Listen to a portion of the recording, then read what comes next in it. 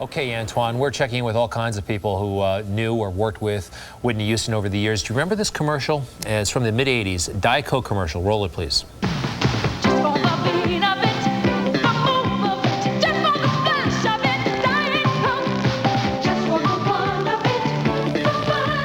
It seems like yesterday. This was, I think, 1986? And wow. You hear that little jingle she's singing? It was written by our next guest, songwriter BillyAlessiCh, who's been making music for a long time. You work with your brother now, right? Alessi brothers, yes. Thanks for being on Good Day New York. Thanks for having me, Greg. What was that experience like? It was great. When she came into the studio, she was wearing sneakers and jeans, and she was all bubbly, very professional, but she was very excited. And we did the first Diet Coke commercial with her. And then a couple of years later, she came back to another studio to do another spot, and seemed like she was all grown up and, you know, beautiful and taller, but she was wearing high heels.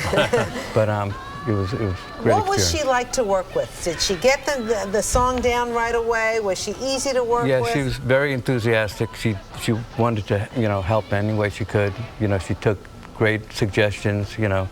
I wrote the Diet Coke spot, and we got to work with a lot of talent, you know. But she was really wonderful to work with. Billy, you got a knack for songwriting. Turn up the volume here. It's a good little catchy jingle. Oh, thanks.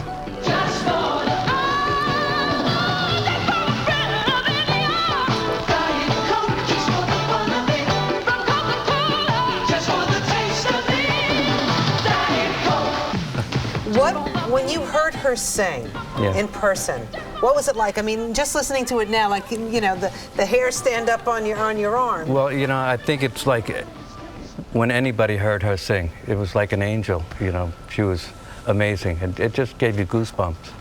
Billy, where do you live now, and tell us more about what you're up to? I live in Cold Spring Harbor, Long Island, and my brother and I, we tour, we make records, and we've worked with Quincy Jones and a lot of different talent. We've written songs for Olivia Newton-John and Frankie Valli and a lot of people. And you know, we got into the jingles because it was very lucrative. Yeah.